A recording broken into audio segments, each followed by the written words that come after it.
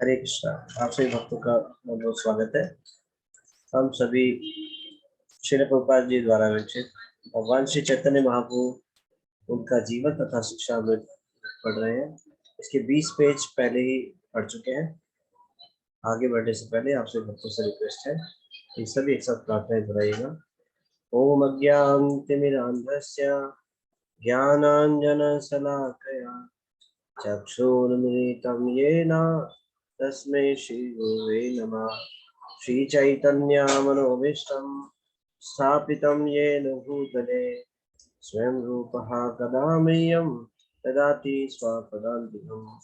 वन्देऽहं श्रीगुरो श्रीयुतापदकमलं श्रीगुरोन् वैष्णवांश्च श्रीरूपं साग्रजातं सहगण रघुनाथान्वितं तं सजीवं साद्वैतं सावधूतं परिजनसहितं कृष्ण चैतन्यदेवं श्रीराधा कृष्णा पदा सहगण ललिता श्रीविशाखान्वितांश्च हे कृष्ण करुणा सिंधु दीनबंधो जगत्पते गोपेश गोपिका कांत राधा कांत नमोस्तुते तप्त कांचन गौरांगी राधे वृंदावनेश्वरी वृषभानुसुते देवी प्रणमामि हरिप्रिये वाञ्छाकल्पतरुभ्यश्च कृपा सिन्धुभ्यैव च पतितानां पावनेभ्यो वैष्णवेभ्यो नमो नमः। जय श्री कृष्ण चैतन्य प्रभु नित्यानंद श्री अद्वैत गदाधर श्रीवासादि गौर भक्तवृंद। हरे कृष्णा कृष्ण कृष्ण हरे हरे हरे राम राम राम हरे हरे। धन्यवाद।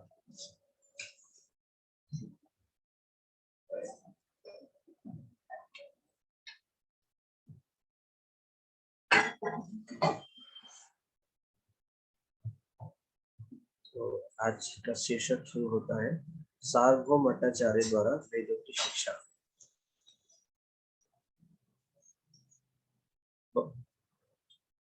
चैतन्य महाप्रभु जगन्नाथपुरी पहुंचे हैं और भगवान के दर्शन करते हुए वो वहां पर मूर्छित होकर गिर जाते हैं।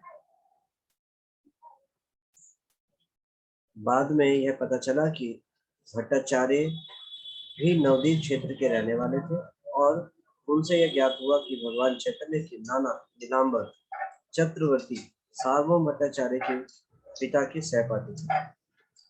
इस रूप में तरुण सन्यासी चैतन्य महाप्रभु के प्रति भट्टाचार्य में वात्सल्य उत्पन्न हुआ। भट्टाचार्य महाशय शंकराचार्य संप्रदाय के अनेक सन्यासियों के प्राचार्य थे और वे स्वयं भी उसी संप्रदाय से जुड़े थे। अतः भट्टाचार्य चाहने लगे कि यह तरुण सन्यासी भगवान चैतन्य भी उनसे वेदांत का उपदेश सुने। सार्वभौम भट्टाचार्य बहुत ही लर्न विद्वान थे लेकिन मायावादी थे। वेदों का बहुत ही गहन अध्ययन उन्होंने किया था और निपुण थे।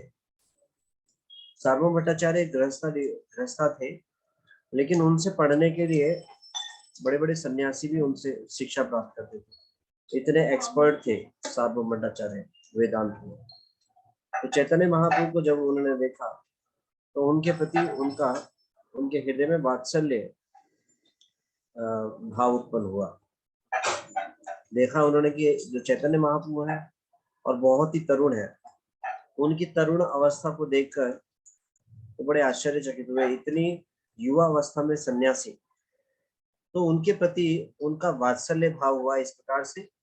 वो ये जान रहे थे, सोच रहे थे कि इतनी युवा अवस्था में सन्यास को धारण करना, इसको कैसे वो चला पाएंगे। सन्यास आश्रम इस संसार में बड़ा मुश्किल है, इस आश्रम में बनाए रहना। ऐसा विचार करते हुए तो उनके ऊपर उनका वात्सल्य थोड़ा भाव हुआ कि इनको हृदय में ऐसा भाव हुआ कि इनको वेदांत की शिक्षा देनी चाहिए। वेदों को पढ़ेंगे तो ये अच्छे से अपने इस आश्रम को निभा पाएंगे।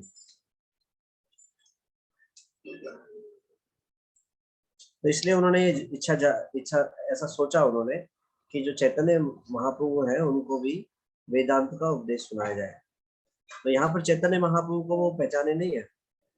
अभी इतने वेदों में निपुण होने के बाद भी बड़े बड़े सन्यासी उनसे शिक्षा ग्रहण करते हैं। लेकिन वेदों का जो सार है उनको पता नहीं चला। स्वयं भगवान सामने है और अब कृपा होगी उनको। तो शंकर संप्रदाय के अनुयायियों को सामान्य रूप से वेदांती कहा जाता है, लेकिन इसका अर्थ यह नहीं कि वेदांत अध्ययन कर शंकर संप्रदाय का एकाधिकार है। वेदांत का अध्ययन सारे प्रामाणिक संप्रदाय द्वारा किया जाता है, किंतु उनकी अपनी अपनी व्याख्याएं हैं। लेकिन शंकर संप्रदाय वाले सामान्यतः वेदांती वैष्णवों के ज्ञान के बारे में अनजान रहते हैं। इसलिए सर्वप्रथम रचयिता को वैष्णवों ने भक्ति वेदांत उपाधि से घोषित किया है। महाप्रभु ने भट्टाचार्य से वेदांत पर शिक्षा ग्रहण करनी स्वीकार कर ली और वे दोनों भगवान जगन्नाथ के मंदिर में साथ साथ बैठे। तो उन्होंने इच्छा जाहिर की और चैतन्य महाप्रभु को उन्होंने इस प्रकार से बोला कि आपको वेदों को पढ़ना चाहिए, अध्ययन करना चाहिए। तो इस बात को चैतन्य महाप्रभु ने स्वीकार कर लिया। तो फिर दोनों जो है जगन्नाथ मंदिर में साथ में बैठे और ये चर्चा आरंभ हुई। भट्टाचार्य 7 दिनों तक लगातार बोलते रहे और महाप्रभु पूरे ध्यान से उन्हें सुनते रहे, लेकिन उन्होंने कुछ प्रतिभाव नहीं दिया। महाप्रभु की चुप्पी ने सार्वभौम के मन में कुछ संदेह उत्पन्न कर दिया। अतएव उन्होंने पूछा कि महाप्रभु ने उनकी वेदांत व्याख्या के विषय में कोई प्रश्न नहीं किया या कोई टिप्पणी नहीं की। टिप्पणी क्यों नहीं की? तो सार्वभौम भट्टाचार्य लगातार 7 दिन तक बोलते जा रहे हैं, लेकिन चैतन्य महाप्रभु उसको सुन तो रहे हैं, लेकिन कोई भी प्रतिभाव नहीं दे रहे हैं। बड़ी विनम्रता के साथ सुन रहे हैं उसको। ये बड़ा मुश्किल है किसी से सुनना। चैतन्य महाप्रभु सिखा रहे हैं कैसा आचरण होना चाहिए। तो 7 दिनों तक लगातार सुने जा रहे हैं, तो कोई प्रश्न नहीं आया। सार्वभौम भट्टाचार्य जो है इस बात से आश्चर्यचकित हुए। तो दो प्रकार से समझ में, मतलब 2 प्रकार से चुप रहते हैं, या तो कुछ समझ नहीं आया या सब कुछ समझ में आ गया। तो सार्वभौम भट्टाचार्य अपने इस संदेह को, डाउट को क्लियर करना चाह रहे थे। तो वो चैतन्य महाप्रभु से पूछते हैं कि आपने कोई प्रश्न ही नहीं किया और कोई टिप्पणी भी नहीं गई, ऐसा क्या? तो फिर जो है चैतन्य महाप्रभु उनके बोलने से, जब वो उनसे पूछते हैं तब उनको जवाब देते हैं। वेदांत सूत्र की महाप्रभु द्वारा दी गई व्याख्या। महाप्रभु तो भट्टाचार्य के समक्ष अपने को मूर्ख विद्यार्थी बनाए रहे और ऐसा स्वांग किया कि उनसे वेदांत इसलिए सुन रहे हैं क्योंकि सार्वभौम भट्टाचार्य का मानना था कि वह यह सन्यासी का धर्म है। मायावादी सन्यासी ऐसा सोचते हैं, ऐसा मानते हैं कि वेदों का अध्ययन करना चाहिए। भगवान के नाम जब कीर्तन में वो ज्यादा इंटरेस्ट नहीं लेते, उसको भावुकता बोलते हैं। तो जो मायावादी है वो वेद को पढ़ने में ज्यादा रुचि दिखाते हैं।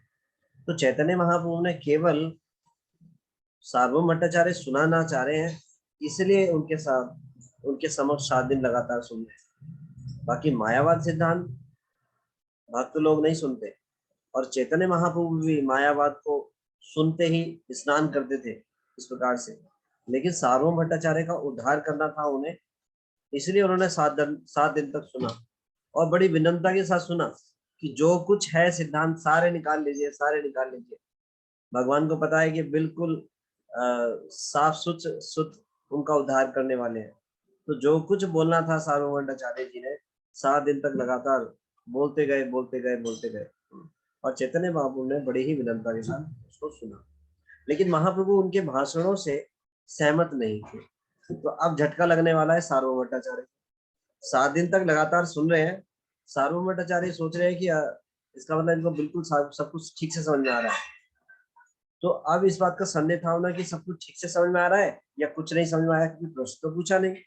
तो इसलिए अंत में उन्होंने सुनाने के बाद पूछा कि आपने कोई टिप्पणी नहीं की, कोई प्रश्न नहीं पूछा। तो चैतन्य महाप्रभु अब इस बात को बोलेंगे।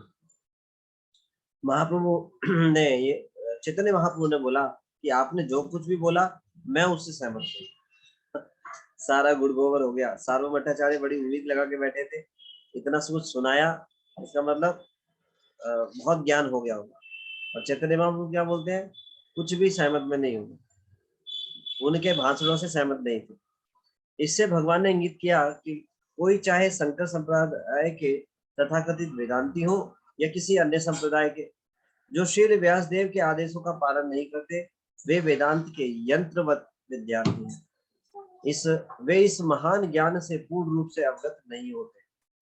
वेदांत सूत्र की व्याख्या व्यासदेव ने स्वयं श्रीमद् भागवतम के मूल पाठ में दे दी गई है। जिसे भागवत का ज्ञान नहीं है, वह कठिनाई से ही समझ पाएगा कि वेदांत का मर्म क्या है। Foundation of all the scriptures is Shrimad Bhagavatam.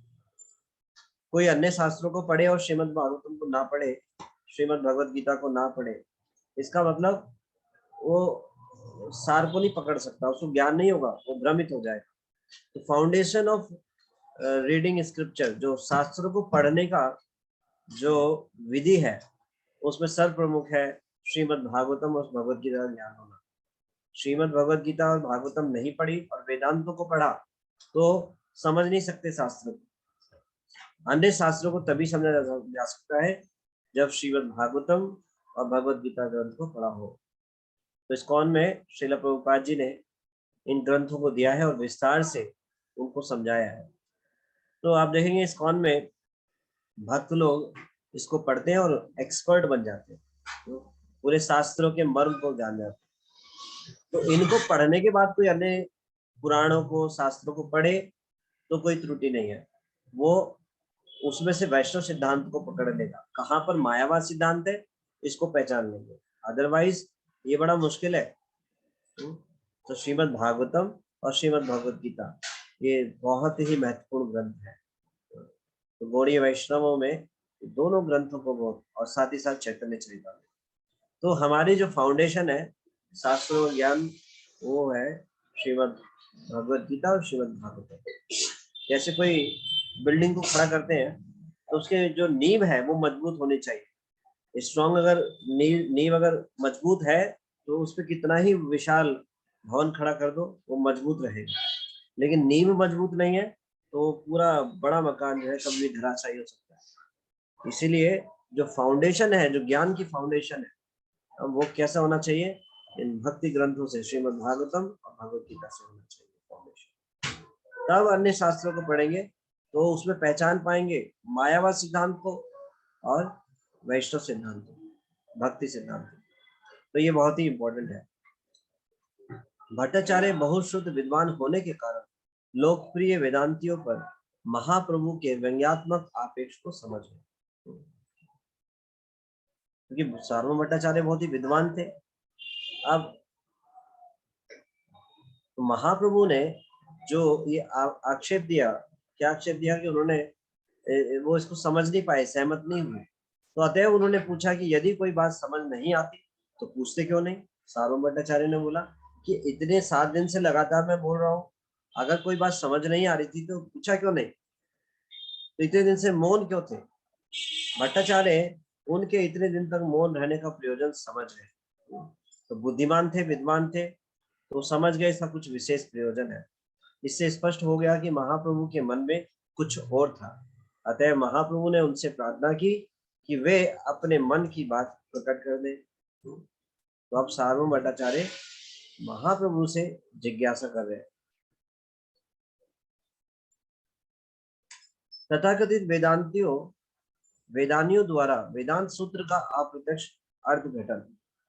इस पर महाप्रभु इस प्रकार बोले, हे महाशय, मैं वेदांत सूत्र के जन्मादस्य यतः शास्त्र योनित्वाद तथा अथातो ब्रह्म जिज्ञासा जैसे सूत्रों के अर्थों को तो समझता हूँ, लेकिन जब आप इनकी व्याख्या अपने खुद के ढंग से करते हैं तो उन्हें समझ पाना मेरे लिए कठिन हो जाता है।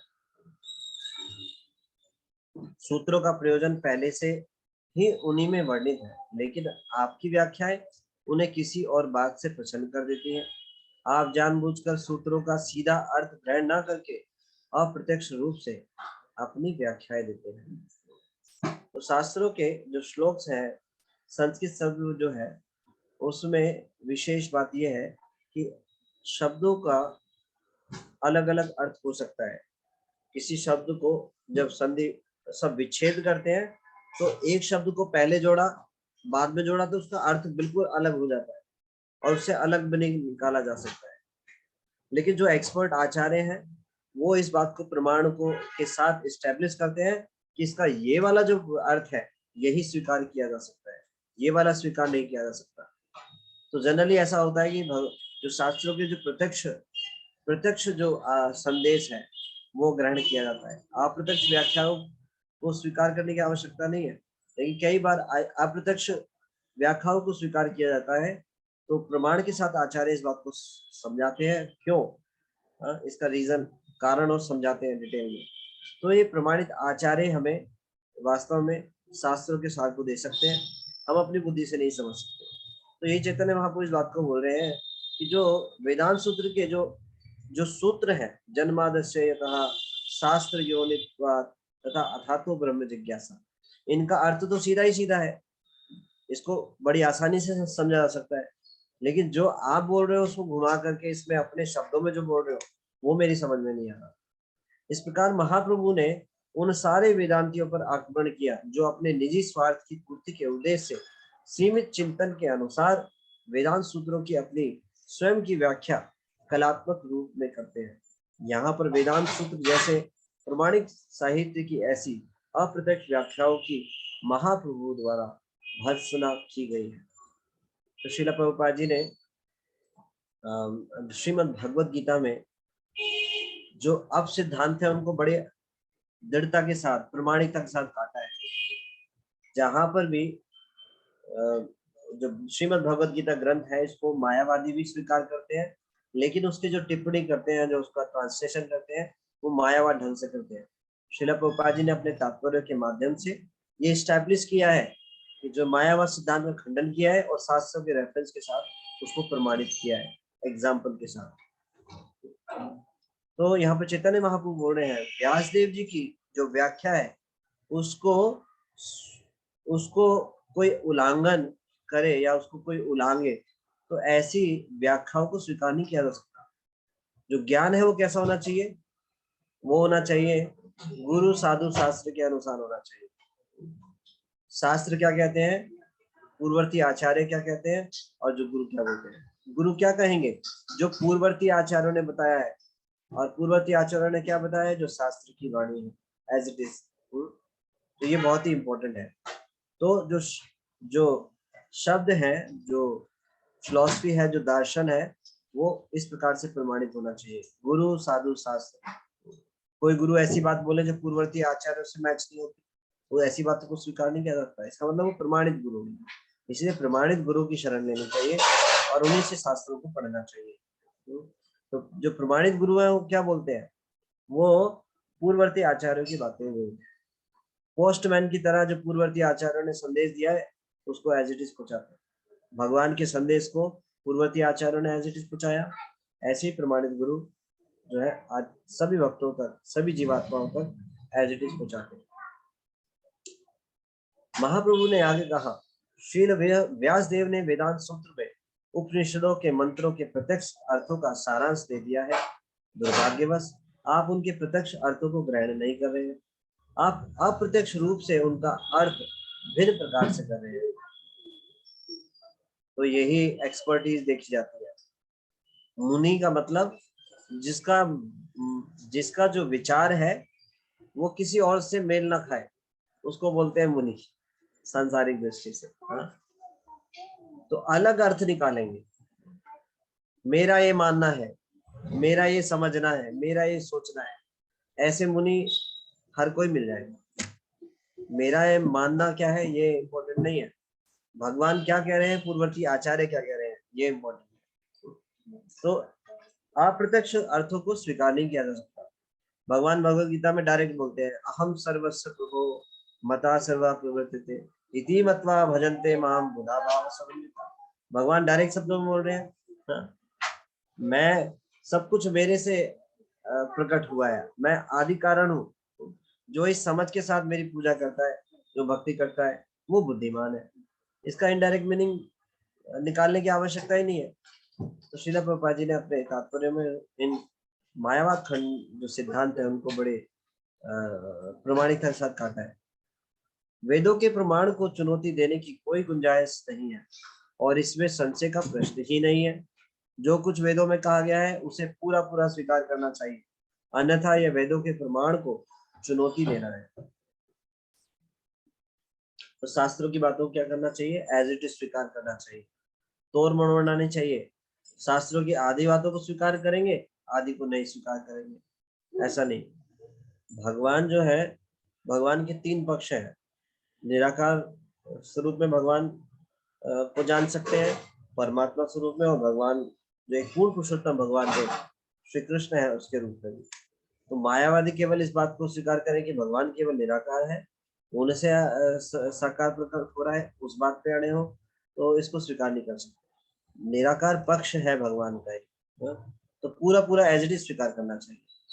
शंख तथा गोबर दो विभिन्न जीवों के हाड़ तथा विष्ठा है, लेकिन चूंकि वेदों ने इन्हें शुद्ध कहा है, अतएव लोग उन्हें इस तरह स्वीकार करते हैं क्योंकि वेद प्रमाण है।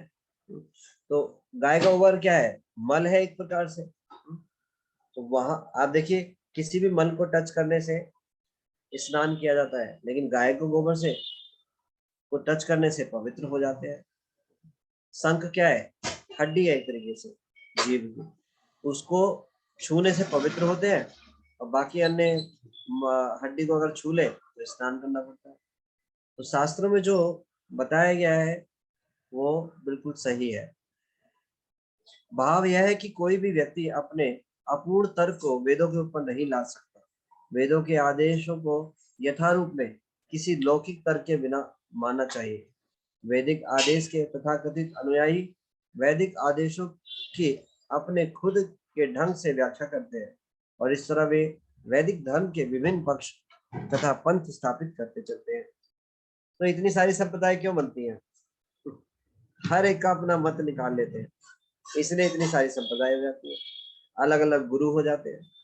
भगवान ने तो केवल 4 प्रमाणिक संप्रदाय थे। तो अपना मत जब डालेंगे तो क्या होगा? संप्रदाय से कनेक्शन टूट जाएगा, वो शक्ति खत्म हो जाएगी। जो परंपरा से शक्ति आ रही है वो शक्ति खत्म हो जाएगी उस व्यक्ति में। इसीलिए पूरी प्रमाणिकता के साथ वही बोलना चाहिए जो प्रमाणिक आचार्यों से, प्रमाणिक भक्तों से सुना है। अपना मन ग्रंथ कुछ भी नहीं बोलना चाहिए। भक्त लोग जो है वही बोलते हैं जो आचार्य ने बताया, अपना कोई अलग से कंक्लूजन नहीं लाते। समझाने की दृष्टि से कुछ एग्जाम्पल देकर के समझाया जा सकता है, लेकिन सिद्धांतों को कभी भक्त लोग नहीं तोड़ मरोड़ते। जैसे ही बोलेंगे वो प्रमाणिकता समाप्त हो जाएगी, वो शक्ति खत्म हो जाएगी परंपरा की। ये उल्लंघन है, अवहेलना है। इसलिए जो है अब संप्रदाय बन जाते हैं।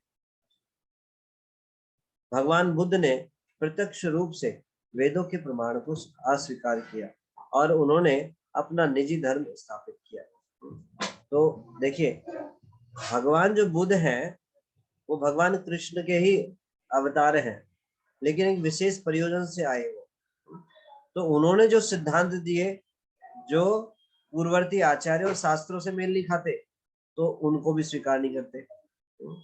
गौतम बुद्ध है, उनके बताए गए सिद्धांतों को वैष्णव पालन नहीं करते, उसको रिजेक्ट करते हैं।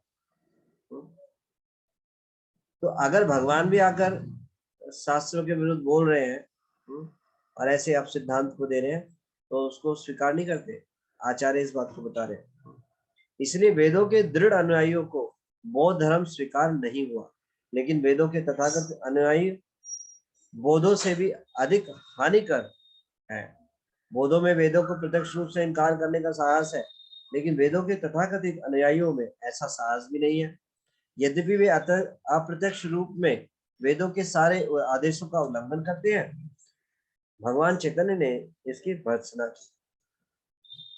इस प्रसंग में महाप्रभु द्वारा दिए गए शंख तथा गोबर के उदाहरण अत्यंत युक्ति संगत है। यदि कोई यह तर्क करे कि चूंकि गाय का गोबर शुद्ध है, अतः विद्वान ब्राह्मण का मल उससे भी अधिक पवित्र होना चाहिए, तो उसका यह तर्क स्वीकार नहीं होगा।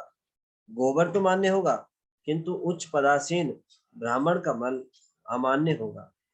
महाप्रभु ने आगे कहा, वैदिक आदेश स्वतः प्रमाण है, और यदि कोई संसारी प्राणी वेदों की व्याख्याओं को समन्वित करता है तो वह उनके प्रमाण को चुनौती देता है। अपने आप को श्रील व्यासदेव की अपेक्षा अधिक बुद्धिमान समझना मूर्खता है। उन्होंने अपने सूत्रों में पहले ही अपनी बात कह दी है।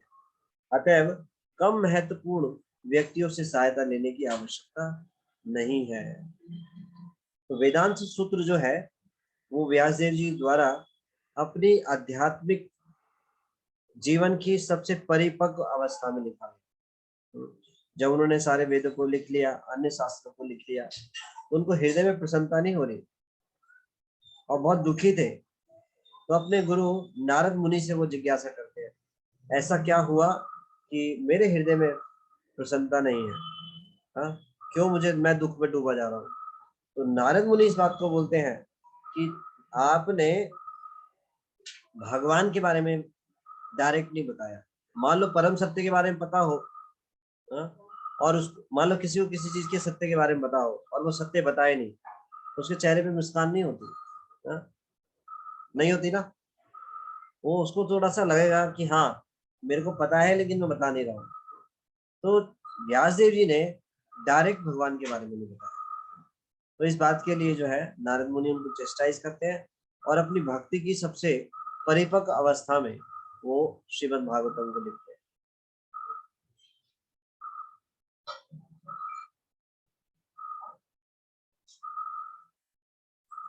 वेदांत सूत्र नामक उनकी यह कृति मध्याह्न के सूर्य की भांति प्रकाशित है, और जब कोई सूर्य सदस्य स्वयं प्रकाशित वेदांत सूत्र पर अपनी खुद की व्याख्या करना चाहता है तो वह इस सूर्य की को अपनी कल्पना के बादल से प्रछन्न करने का प्रयास करता है। तो उद्देश्य की दृष्टि से वेद और पुराण एक ही है। वे उस परम सत्य का समर्थन करते हैं जो अन्य प्रत्येक वस्तु से महान है। परम सत्य का साक्षात्कार अंततः भगवान के परम व्यक्तित्व के रूप में होता है जो परम नियंता है। अतः परम भगवान ऐश्वर्य, शक्ति, ख्याति, सौंदर्य, ज्ञान और त्याग से परिपूर्ण होने चाहिए। तथापि आश्चर्य है कि दिव्य भगवान के व्यक्ति को निराकार समझा जाता है। ये बिल्कुल भी लॉजिकल नहीं लगता, युक्ति संगत नहीं लगता। कोई बोले भगवान जो है वो निराकार है। निराकार जो है उसका अपना खुद का सोर्स है क्या? आकार। जैसे हम ट्यूबलाइट प्रकाश देख रहे हैं, अभी अपने इस कमरे में है, तो प्रकाश कहाँ से आ रहा है? प्रकाश निराकार स्वरूप हो गया। कहाँ से आ रहा है? ट्यूबलाइट से आ रहा है। तो इसी प्रकार से जो सारी शक्तियां हैं या जितना भी तेज है वो स्वयं भगवान से आ रहा है, शक्तिमान से आ रहा है। तो इसको स्वीकार नहीं किया जा सकता। भगवान जो है वो ऐसी कोई भी चीज नहीं होनी चाहिए जो वो हो नहीं सकते हो, जो हम सोच भी नहीं सकते वो ऑलरेडी है।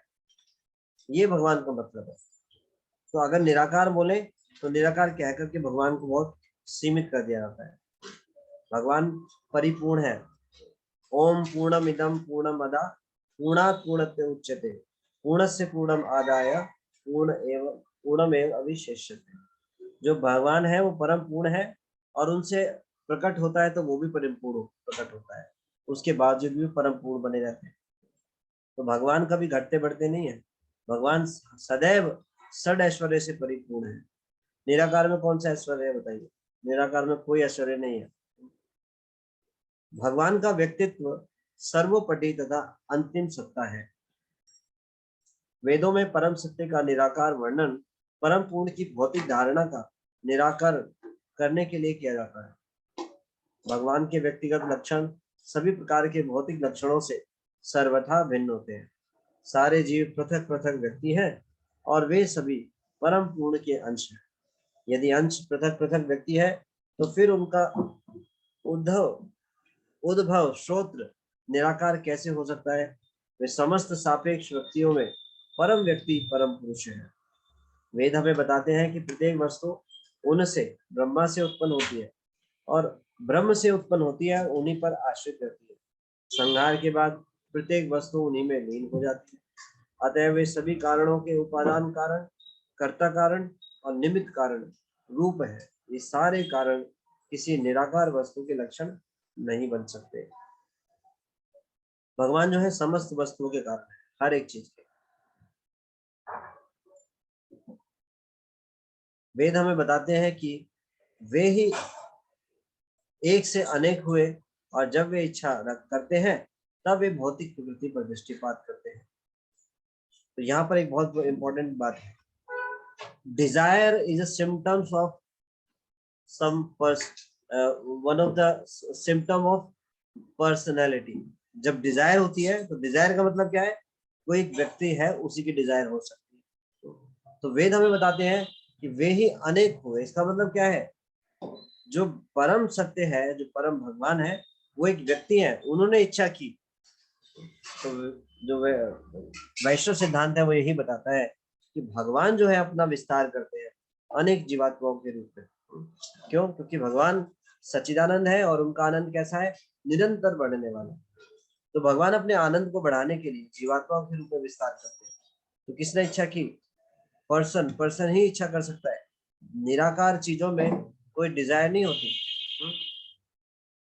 तो ये डिजायर जो है वो सिम्टम है पर्सनलिज्म का। जब वे भौतिक प्रकृति पर दृष्टिपात करते हैं तो उन्होंने भौतिक प्रकृति पर दृष्टिपात किया। उसके पहले यह भौतिक विराट जगत न था, अतएव उनका दृष्टिपात भौतिक नहीं है। जब भगवान ने भौतिक प्रकृति पर दृष्टिपात किया तब भौतिक मन या इंद्रियों का जन्म नहीं हुआ था। इस तरह वेद का साक्ष्य सिद्ध करता है। तो जब सृष्टि क्रिएट हो जाती है, जब भगवान महाविष्णु के शरीर से, जो रोम छिद्रों से अनंत कोटि ब्रह्मांड प्रकट होते रहते हैं, ये निरंतर चलता रहता है।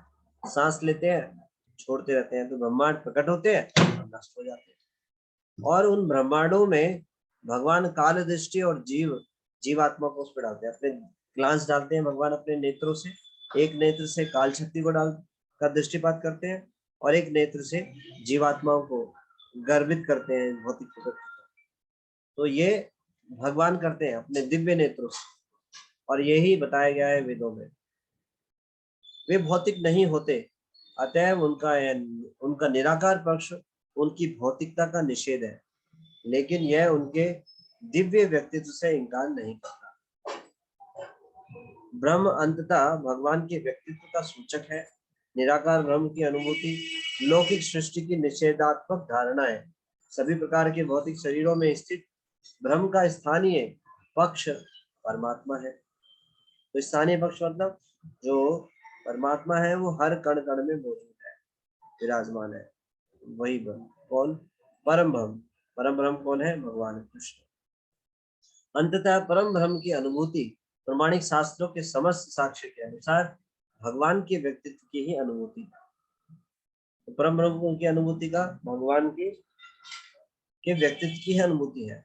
तो भक्त लोग जो है हर एक चीज को देखते हैं वो भगवान की शक्ति का ही प्राकट्य है। तो जैसे ही किसी वस्तु को देखते हैं, व्यक्ति को देखते हैं, तुरंत भगवान का स्मरण करते हैं कि ये भगवान की शक्ति है। कोई व्यक्ति को देखते हैं तो भगवान का अंश है, कि भगवान का जीव है। इस प्रकार से स्मरण करते हैं और हर जगह भगवान की अनुभूति करते हैं। वे विष्णु तत्वों के परम स्रोत हैं। पुराण भी वेदों के पूरक है। सामान्य व्यक्ति के लिए वैदिक मंत्रों को समझ पाना अत्यंत मुश्किल है। स्त्रियां, शूद्र तथा तथाकथित उच्च जाति के द्विज बंधु वेदों के अभिप्राय को समझ पाने में असमर्थ होते हैं। इस प्रकार वेदों के सत्य की व्याख्या करने के लिए महाभारत तथा पुराणों को सरल बनाया गया। तो वेदों को समझाने की दृष्टि से पुराणों को और इतिहासों को, महाभारत, रामायण, इन सबको लिखा गया, इससे कि उसको समझा जा सके आसानी से, उदाहरण के साथ। जैसे वेद जो है वो मोटे तने के समान है। मान लो अगर फल खाना है तो क्या तने में हम फल को ढूंढ सकते हैं? नहीं। तना जो है वो वेदों के समान है, और जो उसकी ब्रांचेस हैं वृक्ष की, वो उपनिषदों के समान है, और पत्तियां, जो फल हैं, वो पुराण इत्यादि के, रामायण, महाभारत, इनके समान। तो श्रीमद् भागवतम क्या है? पका हुआ फल, जब पका हुआ फल मिल रहा है वो खा लेना चाहिए, या ऐसा करना चाहिए पाइप लगाना चाहिए तने में और उसमें जूस निकालने का प्रयास करना चाहिए? क्या आसान तरीका है? आसान तरीका है आम को तोड़ो, भगवान को भोग लगाओ, खा लो। ये उचित तरीका है। अब कोई तने में लगा रहा है आम निकालने में, आम निकालने में, आम निकलेगा? नहीं निकलेगा। इस प्रकार वेदों के सत्यों की व्याख्या करने के लिए महाभारत तथा पुराणों को सरल बनाया गया। ब्रह्मा ने बाल रूप श्री कृष्ण की स्तुति करते हुए कहा कि श्री नंद महाराज तथा यशोदा माई इत्यादि ब्रजभूमि के निवासियों का यह असीम सौभाग्य है कि सनातन परम सत्य उनके घनिष्ठ संबंध में होते हैं। अहो भाग्यम नंद गोप व्रजो कसम येन मध्येन परम आनंद पूर्ण ब्रह्म सनातन। कितनी विशेष बात है, कितना अहोभाग्य है, जो परम ब्रह्म है वो नंद महाराज यशोदा मैया के आंगन में खेल रहे हैं। कितना सौभाग्य है। बताइए वेदांती होने का क्या फायदा है? नंद महाराज जी यशोदा मैया कोई वेदांती नहीं थे? भगवान उनसे इतने प्रसन्न है, उनके यहाँ प्रकट होकर उन्हें क्या खेल रहे हैं। तो कितनी सौभाग्य की बात। वैदिक मंत्र कहते हैं कि परम सत्य के हाथ और पैर नहीं होते। हाथ पैर नहीं होते, इसका मतलब क्या है? भौतिक हाथ पैर नहीं होते। भगवान जो कंप्लीट जो है आनंद सच्चिदानंद विग्रह है, ईश्वरा परम कृष्णा सच्चिदानंद विग्रह, ब्रह्मा जी बोल रहे हैं इस बात को। तो उनके हाथ पैर हमारे तरह नहीं होते, सच्चिदानंद होते हैं, हमारे जैसे हाथ पैर नहीं होते उनके। तब भी वे सबसे तेज चलते हैं और भक्ति भाव में उन्हें जो भी अर्पित किया जाता है उसे वे ग्रहण करते हैं। अब संसार में लोगों को हमने देखा है मुंह से खाते हुए, अब भगवान आंखों से खा ले तो ये पचता नहीं है। पचे भी कैसे?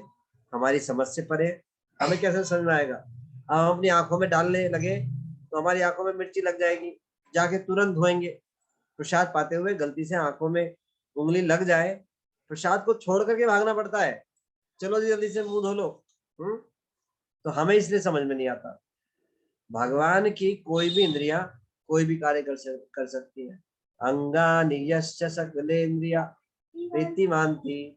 भगवान किसी भी अंग से कोई भी कार्य कर सकते हैं। तो इसलिए हमारी जो समझ है, हमारी जो बुद्धि है, उससे हमें समझ नहीं आता और समझ आ भी नहीं सकता। क्यों? भगवान जो है समझने का जो विषय है वो भक्ति भाव से समझने का विषय है। क्यों?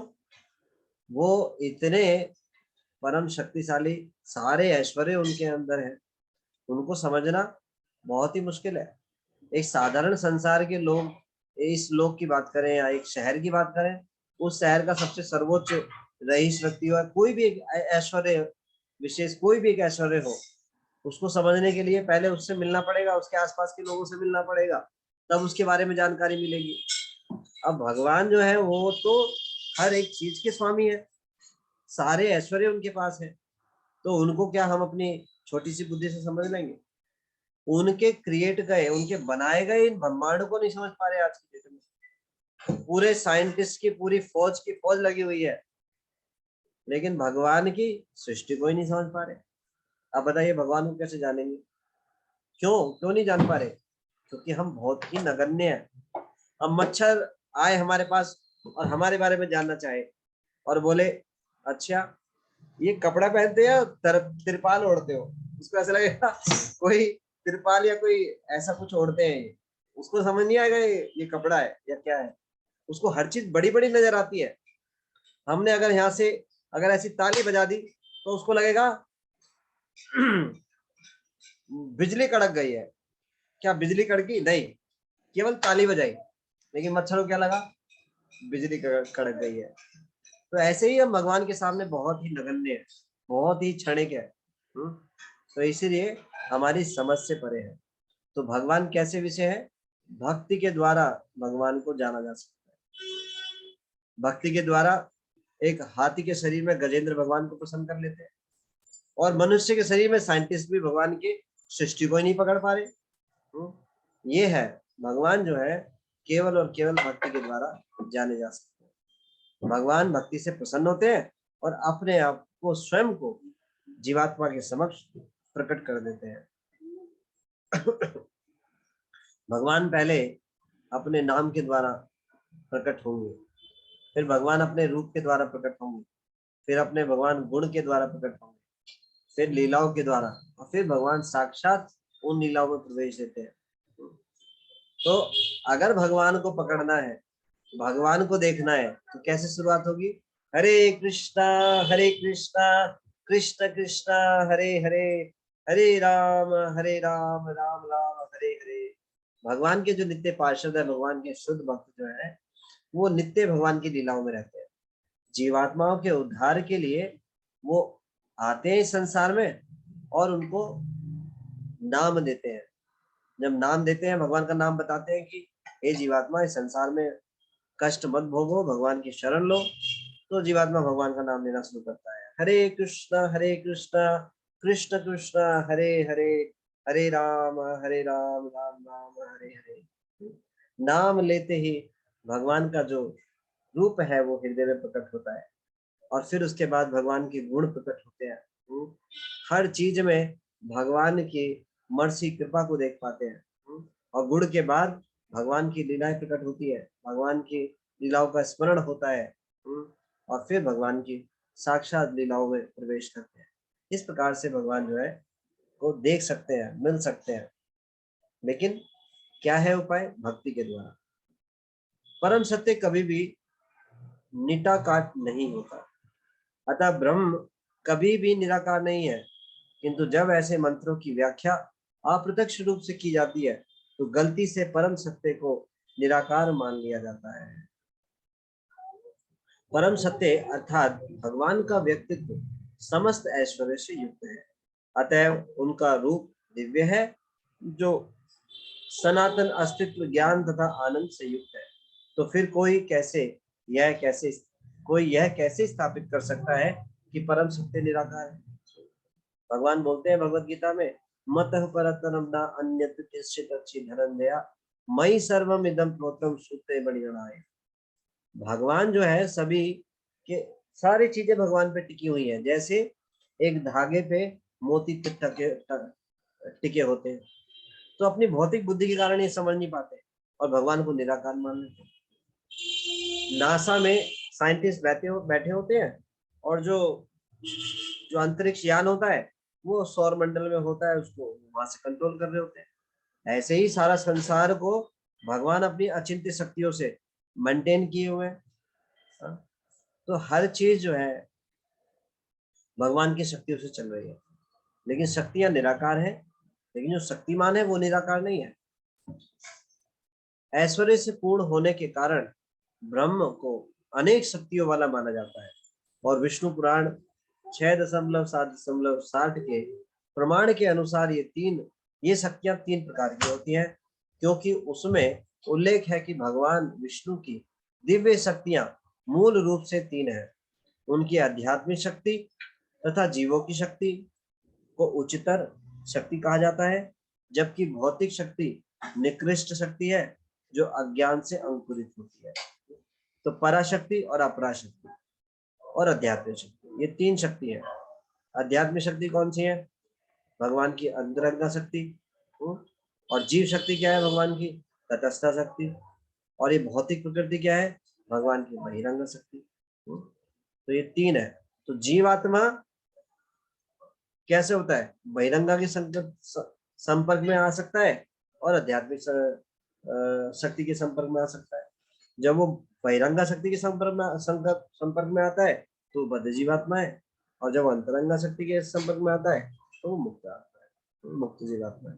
तो हम इस संसार में बद्ध है क्योंकि हम बहिरंगा शक्ति के से आकृष्ट है।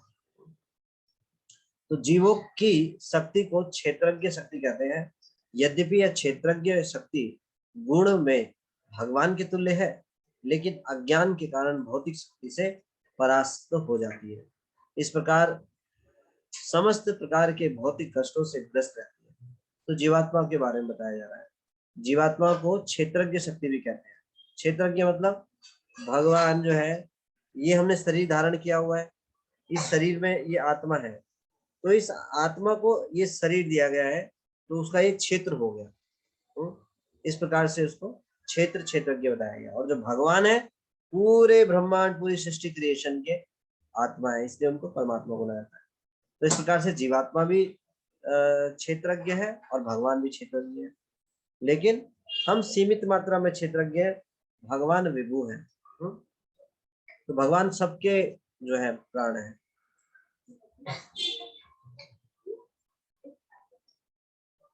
दूसरे शब्दों में सारे जीव उच्चतर आध्यात्मिक तथा निकृष्ट भौतिक शक्तियों के मध्य तटस्थ शक्ति के रूप में स्थित रहते हैं, और जीव जिस अनुपात में भौतिक या आध्यात्मिक इन दोनों शक्तियों के संपर्क में आता है, उसी के अनुसार वह उच्चतर तथा निम्नतर स्तरों पर अवस्थित होता है।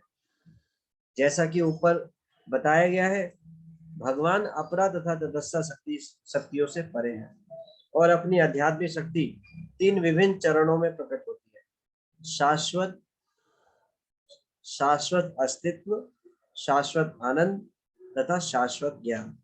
अब भगवान की जो आध्यात्मिक शक्ति है वो भी तीन है। कौन कौन सी? सत्य, चित, आनंद, इटर्नली। जहां तक शाश्वत अस्तित्व का संबंध है वह संदनी शक्ति द्वारा संचालित होता है। शाश्वत जो इटर्निटी है वो कौन सी शक्ति है? संदनी शक्ति द्वारा। इसी प्रकार से आनंद तथा ज्ञान क्रमशः हिलाग्नि तथा संवित शक्तियों से संचालित होती है। तो जो संदनी शक्ति है उसके कौन है कार्यभार संभालने वाले? वो है बलराम जी। हिलाग्नि शक्ति जो कि आनंद शक्ति है वो है राधा रानी, और संदनी जो शक्ति है वो स्वयं जो है भगवान उसको संभालते हैं। संवित शक्ति। परम शक्तिमान भगवान के रूप में वे परा, तटस्थ तथा अपरा शक्तियों के परम नियंता है, और वे विभिन्न शक्तियां शाश्वत भक्ति में सेवा में भगवान से संबंधित होती है। इस प्रकार पूर्ण पुरुषोत्तम भगवान अपने दिव्य शाश्वत रूप में आनंद भोग करते हैं। तो क्या है आश्चर्य की बात नहीं कि कोई परमेश्वर को निशक्तिमान कहने का साहस करता है। भगवान समस्त शक्तियों के नियंता है और सारे जीव उनमें से एक शक्ति के अंश है।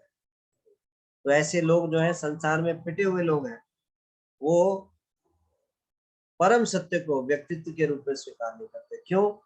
जो संसार में अनुभव होता है व्यक्तियों से वो कड़वा अनुभव होता है, इसीलिए क्या करते हैं? परम सत्य व्यक्ति है, नहीं नहीं नहीं नहीं नहीं चाहिए, नहीं चाहिए, भयंकर डर जाते हैं। तो हमारा जितना भी अनुभव है वो भौतिक अनुभव है, भौतिक अनुभव है। इस कारण से हम परम सत्य को भी स्वीकार नहीं करते। अरे वो पर्सनैलिटी है, व्यक्ति है, नहीं चाहिए, मुक्ति चाहिए, किसी से मिलना नहीं है, किसी से बात नहीं करनी है, निराकार।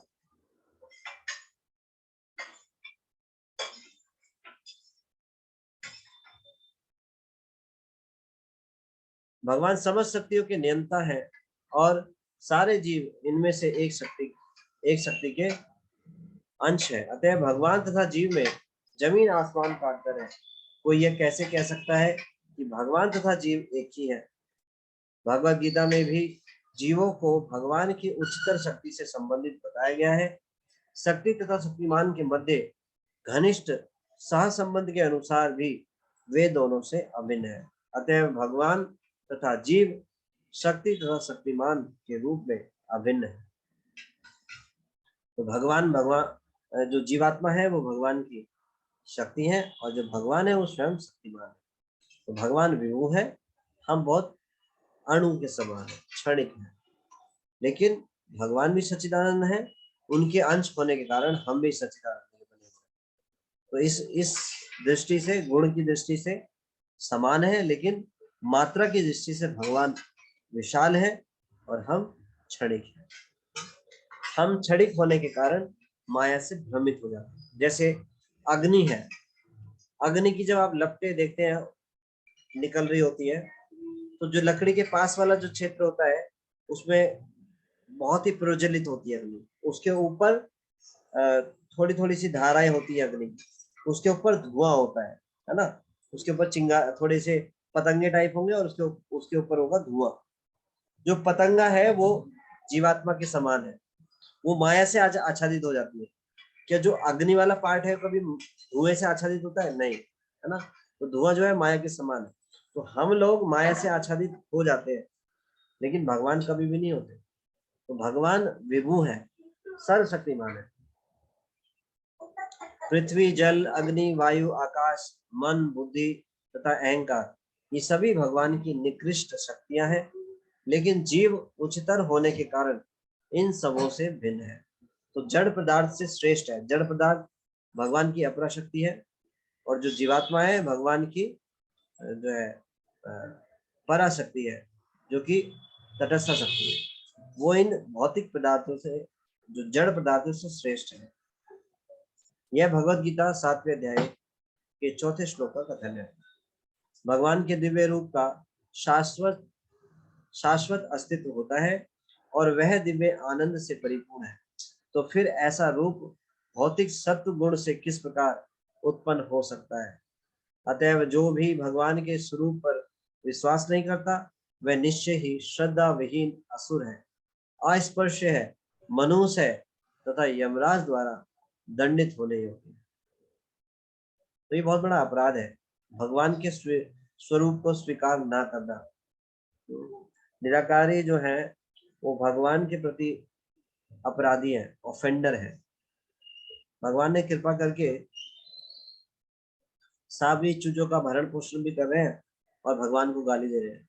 निराकार, एक प्रकार से भगवान को निराकार बोलना कि भगवान केवल निराकार है, इस प्रकार से भगवान को गाली देने के समान है। चैतन्य महाप्रभु ऐसा बोलते थे कि मायावादी भाष्य सुने होए सर्वनाश। हर कोई मायावादी भाष्य को सुन ले, उसका सर्वनाश हो जाए। कैसे सर्वनाश हो जाए? अपने आप को भगवान मानना, ऐसा सुनने से ही वह एकदम पतन हो जाता है। एकदम से चैतन्य महाप्रभु बोलते थे तुरंत ही विष्णु विष्णु विष्णु, और एकदम से स्नान करने भाग जाते। इस प्रकार से बौद्धों को नास्तिक कहा जाता है, क्योंकि वे वेदों का आदर नहीं करते। लेकिन जैसा कि ऊपर कहा जा चुका है, जो लोग वेदों के अनुयायी होने की आड़ में वैदिक निर्णयों की अवहेलना करते हैं, वे निश्चित रूप से बौद्धों से भी अधिक खतरनाक है। श्री व्यासदेव ने कृपा करके अपने वेदांत सूत्र में वैदिक ज्ञान संकलित किया, लेकिन यदि कोई मायावाद संप्रदाय जैसे कि शंकर संप्रदाय द्वारा निरूपित की व्याख्या सुने, तो निश्चित रूप से वे आत्म साक्षात्कार के पद से भटक जाए। तो मायावाद सिद्धांत जो है कलयुग में विशेष रूप से प्रकट हुआ ऐसे लोगों के लिए जो भगवान से दूर जाना चाहते हैं। भगवान ने स्वयं शिव जी को आदेश दिया था इस सिद्धांत का प्रचार करने के लिए। तो जो शंकराचार्य हैं वो स्वयं भगवान शिव ही हैं, जो इस कलयुग में आए, ऐसे सिद्धांतों को प्रकट किया। जो भगवान से दूर होना चाहता है वो इस सिद्धांत को स्वीकार करता है। तो इसको भगवान की शिव जी जो है स्वयं शंकराचार्य के रूप में आए और उन्होंने प्रकट किया। लेकिन भगवान के भक्त होने के कारण उन्होंने जो अपने सभी शिष्यों को उपदेश दिया, वो क्या दिया? भज गोविंदम भज गोविंदम भज गोविंदम मूढ़मते। ओ मूढ़मते, ये शास्त्रों की जो फ्लावरी लैंग्वेज है वो समझ नहीं आने वाली, तो क्या करो? गोविंद का भजन करो। हाँ, लेकिन इसको भी इंटरप्रिटेट कर दिया, जो मूर्ख है वो गोविंद का भजन करे, इस प्रकार से। हाँ, तो क्या कहा उन्होंने? गोविंद का भजन करने के लिए, शास्त्रों की इस फ्लेवरी लैंग्वेज में पढ़ने के लिए नहीं बोला उन्होंने कहा भजन करो। हरे कृष्ण कृष्ण कृष्ण हरे हरे, हरे राम राम राम हरे हरे। वो कह रहे हैं कि इन वेदों को पढ़कर तो आत्म साक्षात्कार से भटक ही जाओगे। सृष्टि उत्पत्ति का सिद्धांत वेदांत सूत्र का प्रारंभिक विषय है। समस्त विराट जगत परमेश्वर से उनकी विभिन्न अचिंत्य शक्तियों के द्वारा उद्भूत है। पारस के पत्थर का उदाहरण सृष्टि की उत्पत्ति के सिद्धांत पर लागू होता है। पारस पत्थर लोहे की कितनी भी मात्रा को सोने में बदल सकता है, लेकिन फिर भी वह पारस पत्थर वैसा ही बना रहता है। तो भगवान की अचिंत्य शक्तियां हैं जिसके द्वारा भगवान कुछ भी कर सकते हैं। इसी प्रकार परमेश्वर अपनी अचिंत्य शक्तियों के द्वारा सारे दृश्य जगतों को उत्पन्न कर सकते हैं, तो भी वे पूर्ण तथा अपरिवर्तित बने रहते हैं। भगवान पूर्ण है और यद्यपि उनसे अनेक पूर्ण उद्भूत होते हैं, फिर भी वे पूर्ण बने रहते हैं। तो भगवान अचिंत्य है, उनको अपनी बुद्धि से समझा नहीं जा सकता। अधोक्षर भगवान का नाम है, तो भगवान को किसी भौतिक बुद्धि से नहीं समझा सकता। वन हु इज बियॉन्ड, जो हमारे इस भौतिक जो दृष्टि से ग्रहण नहीं किया जा सकते। मायावाद संप्रदाय के माया के मिथ्यावाद के सिद्धांत की वकालत इस आधार पर की जाती है कि सृष्टि उत्पत्ति का सिद्धांत परम सत्य में विकार का कारण बने। यदि ऐसा है तो व्यासदेव झूठे हैं। इससे बचने के लिए उन्होंने बड़ी ही कुशलता पूर्वक मिथ्या माया का सिद्धांत ढूंढ निकाला, लेकिन यह जगत या विराट सृष्टि मिथ्या नहीं है। वैष्णव सिद्धांत के अनुसार ये संसार जो है ये मिथ्या नहीं है, टेम्परेरी है। मायावी बोलते हैं भ्रम सत्य जगत मिथ्या, केवल भ्रम ही सत्य है, जगत मिथ्या है। तो इट्स नॉट लॉजिकल। ये संसार दिखाई दे रहा है, उसको क्या बोले, मिथ्या है। नहीं, मिथ्या नहीं है, ये टेम्परेरी है, एग्जिस्ट करता है, भगवान की शक्ति है, लेकिन एक विशेष उद्देश्य है। जैसा कि मायावादी मानते हैं, केवल इसका स्थायी अस्तित्व नहीं होता। कोई अस्थायी वस्तु निरी मिथ्या नहीं कहला सकती, लेकिन यह धारणा कि भौतिक शरीर आत्मा है निश्चित ही असत्य है। वेदों में प्रणव, ओम तथा अथवा ओंकार मूल मंत्र है। यह दिव्य ध्वनि भगवान के स्वरूप के समान ही है। वेद के सारे मंत्र इसी प्रणव ओंकार पर आधारित है। तत्वमसि जो वैदिक साहित्य में एक गौण शब्द है, अतः वह यह वेदों का मूल मंत्र नहीं हो सकता। श्रीपाद शंकराचार्य ने मूल शब्द ओंकार के बजाय गौण शब्द तत्वमसि पर अधिक बल दिया। इस तरह महाप्रभु ने वेदांत सूत्र पर अपना प्रवचन किया और मायावादी विचारधारा के सारे प्रचारों का खंडन किया। यद्यपि भट्टाचार्य ने अपने आप को तथा अपने मायावादी सिद्धांत को तर्क तथा व्याकरण के वाग् जाल से बचाने का प्रयत्न किया। तो चैतन्य महाप्रभु जब बोल रहे थे, उपदेश दे रहे थे, तो उसको अपने वाग् जाल, जो वाग् पटुता थी, उसके द्वारा उसको से अपने आप को बचाने का प्रयास कर रहे थे। लेकिन महाप्रभु ने अपने जोरदार तर्कों से उन्हें परास्त कर दिया। उन्होंने साधिकार कहा कि हम सब भगवान से शाश्वत रूप से संबंधित हैं और हमारे संबंधों के आदान प्रदान के लिए भक्ति में सेवा ही हमारा शाश्वत कर्तव्य है। तो इस संसार में जो जीवात्माएं हैं वो भ्रमण कर रही हैं, ऊपर से लेकर नीचे के लोगों तक। ब्रह्मांडे भ्रमिते कौन भाग्यवान जीव गुरु कृष्ण प्रसादे पाए भक्ति लगा। तो जब तक वैष्णव भक्तों की वाणी सुनने को नहीं मिलती, उनकी शरण नहीं लेते, तब तक वे वेदों के जो सार है, जो मूल तत्व है, उनको जान नहीं पाते। श्रीमद् भगवद गीता में भी भगवान परम रहस्य ज्ञान देते हैं, तो वेदों के सार को बताते हैं भगवान। तो ये जब भी प्राप्त हो सकता है जब वैष्णव आचार्यों की शरण ले, भक्तों की शरण ले। नहीं तो जो वेद है इनको अपनी बुद्धि से समझना बहुत ही मुश्किल है। तो चैतन्य महाप्रभु ने संबंध ज्ञान बताया, अभिधेय बताया, प्रयोजन बताया। संबंध ज्ञान क्या है? मैं भगवान का अंश हूँ, मैं इस शरीर नहीं, आत्मा हूँ। जीवेरे स्वरूप होए कृष्ण रे तेदार। भगवान बोलते हैं ममे वंश जीव लोके, जीव भूता सनातन। जो जीव है वो मेरा अंश है। तो ये पहला ABCD है। जब कोई व्यक्ति अपने आप को जान पाता है तभी दूसरे को जान सकता है।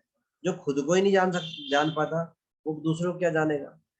मान लो कोई व्यक्ति भटका हुआ है, उसे ये नहीं पता मेरा घर कौन है, घर कहाँ पर है, मेरे माता पिता कौन है, मेरा नाम क्या है, उसे क्या उम्मीद कर सकते हैं हम जानने की? पहले उसे तो पता हो खुद को। तो सभी जीवात्माएं इस संसार में जो है उन्हें खुद का स्वयं का ही ज्ञान नहीं है, विभ्रम है। क्या भ्रम है? कोई तो इतने नीचे स्तर पे है कि अपने आप को शरीर ही मानते हैं, लेकिन आध्यात्मिक ज्ञान में भी जो बड़ा चढ़ा समझते हैं लेकिन अपने आप को ही भगवान समझते हैं, तो इसका मतलब विभ्रम है, भ्रमित है, अपना ही ज्ञान नहीं है। तो सबसे पहला ज्ञान यही है, ABCD यही है कि अपने आप को जानना। जीवेरे स्वरूप है कृष्ण दास। तो जो अपने आप को जाने तब जान सकते हैं भगवान को, तब उम्मीद है, तब भगवान की कृपा होगी तो भगवान को जान सकते हैं। जो खुद को ही नहीं जानता वो भगवान को कैसे जान सकता है? जो सोचे कि मैं ही भगवान हूँ, अपने आप को भगवान समझे, वो भगवान को कैसे जान सकता है? तो सबसे पहले कंडीशन यही है कि पहले खुद को तो जाने। तो सबसे पहले ये जाने वैष्णव भक्तों का संग के द्वारा कि मैं भगवान का अंश हूँ, भगवान का नित्य दास हूँ। तो भगवान कौन है? शास्त्र में सभी इस बात को स्वीकार करते हैं, सभी देवी देवता स्वीकार करते हैं, सभी आचार्य इस बात को स्वीकार करते हैं, कृष्णस्तु भगवान स्वयं। जो कृष्ण है वही परम भगवान है, वो स्वयं भगवान है। बाकी भगवान के कितने गुणात्मक, कलात्मक, अलग अलग भगवान की एक्सपेंशन है, अवतार है, लेकिन कृष्णस्तु भगवान स्वयं। तो भगवान कौन है? भगवान है कृष्ण। अब फिर ज्ञान आता है कि उनसे हमारा संबंध क्या है? तो उनसे ये कि हम उनके सेवक हैं, दास हैं। तो उस संबंध में क्या करना है? यह अभिधेय। क्या करना है? भगवान की भक्ति करनी है।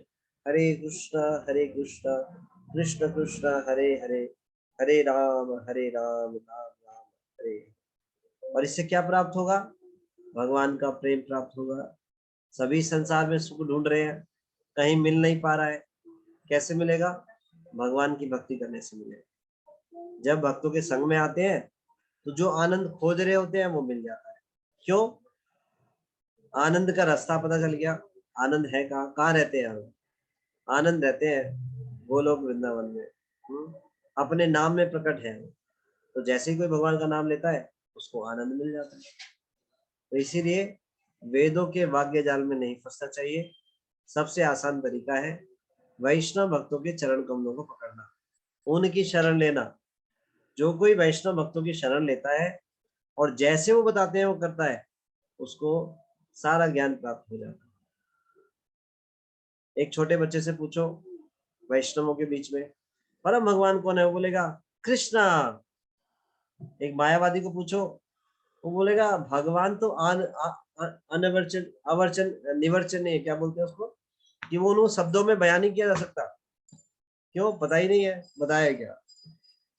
लेकिन एक छोटे से बच्चे को पता है भगवान कौन है, वो बोलेगा कृष्ण, श्री कृष्ण, श्री श्री राधा कृष्ण जो है परम भगवान है। तो इसीलिए जो है जब कोई प्रमाणित गुरु के आश्रय लेकर के शास्त्रों को पढ़ता है तो शास्त्र के मन और सार को जान पाता है। चैतन्य महाप्रभु ने अपनी कृपा सार भट्टाचार्य दी और सारे उनके तर्क वितर्क सबको जो है परास्त कर दिया और ये बताया है कि केवल भक्ति के आदान प्रदान के द्वारा ही हम अपना शाश्वत संबंध भगवान के साथ स्थापित कर सकते हैं और यही जीवात्मा का कर्तव्य है। ऐसे आदान प्रदान का परिणाम प्रेम या भगवत प्रेम की प्राप्ति है। यह भगवत प्रेम प्राप्त हो जाता है तो अन्य जीवों के प्रति प्रेम स्वतः ही उत्पन्न होता है, क्योंकि भगवान ऐसे समस्त जीवों के समाहार है। तो इस संसार में सब प्रेम का रिलेशनशिप बनाना चाहते हैं, लेकिन भगवान को बिना केंद्र में रखे तो वो रिलेशनशिप बन नहीं पाता। ये एक ट्राइंगल की तरह है। देखिए भगवान जैसे एक ट्राइंगल में सबसे हाईएस्ट पोजीशन में है और दो किनारे हम ले लें तो भगवान से बिना जुड़े हुए ना तो ये जीवात्मा भगवान से जुड़ा हुआ, ना ये जीवात्मा भगवान से जुड़ा हुआ। और क्या कर रहे हैं? बिना जुड़े हुए आपस में रिलेशनशिप बनाने का प्रयास कर रहे हैं। तो ऐसी रिलेशनशिप में सफलता मिलेगी नहीं। क्यों? क्योंकि कृष्ण केंद्र होने चाहिए। जब कृष्ण केंद्र नहीं होते तो क्या होता है? काम होता है, सबके अपने अपने सेंटर होते हैं, इसीलिए झगड़ा होता है, इसीलिए संसार में शोर है चारों तरफ। हल्ला है, झगड़े हैं। क्यों? क्योंकि सब अपने आप को केंद्र बना, लेकिन जब कोई कृष्ण को केंद्र बना लेता है, जो कि सभी के मूल केंद्र है, तो आपस में सबका संबंध जो है मधुर हो जाता है। जो भेद बुद्धि है वो खत्म हो जाती है।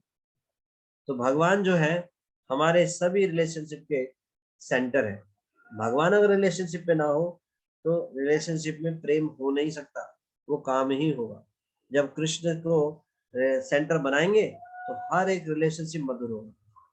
फॉर एग्जाम्पल, पति पत्नी का रिलेशनशिप है, कृष्ण अगर सेंटर नहीं है तो आपस में झगड़ा होगा ही होगा। क्यों? क्योंकि एक दूसरे में क्या भावनाएं होंगी? एक दूसरे को भोगने की भावनाएं होंगी। बस जब तक एक दूसरे को भोगने की इच्छा पूरी करते रहेंगे, जब तक साथ में रहेंगे, नहीं तो फिर दूसरे कहीं और चले जाएंगे, इस प्रकार से। लेकिन अगर कृष्ण केंद्र होते हैं तो रिलेशनशिप मधुर होता है, प्रेम पूर्वक होता है, दोनों मिलकर भगवान को सेवा करते हैं। अगर कोई मतभेद होता है तो भगवान की सेवा करने के कारण वो मतभेद मतभेद नहीं रहता। इसलिए जो है कृष्ण सेंटर में होने चाहिए हर एक रिलेशनशिप में। कृष्ण अगर सेंटर है तो कोई समस्या नहीं है, नहीं तो समस्या ही समस्या है। पूरे संसार में झगड़ा है, देशों में झगड़ा, शहरों में झगड़ा, प्रदेशों में झगड़ा, परिवारों में झगड़ा, जाति झगड़ा, झगड़ा झगड़ा झगड़ा, और कुछ है ही नहीं। चारों तरफ झगड़ा है, जरा ऐसी बातों पे झगड़ा हो जाता है।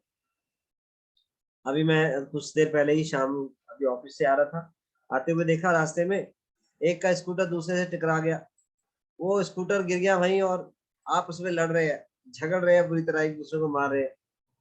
हाँ? ये कोई लड़ने की बात है? स्कूटर टच हो गया, उसी पे लड़ रहे हैं, एक दूसरे को मार रहे हैं। इस संसार में छोटी छोटी बातों पे झगड़ा हो जाता है। क्यों? क्योंकि कृष्ण केंद्र नहीं है। तो हमारे रिलेशनशिप के जो केंद्र है वो कृष्ण होने चाहिए। जब ये पता चल जाता है तो हमारे जो संबंध है वो मधुर होने लगते हैं।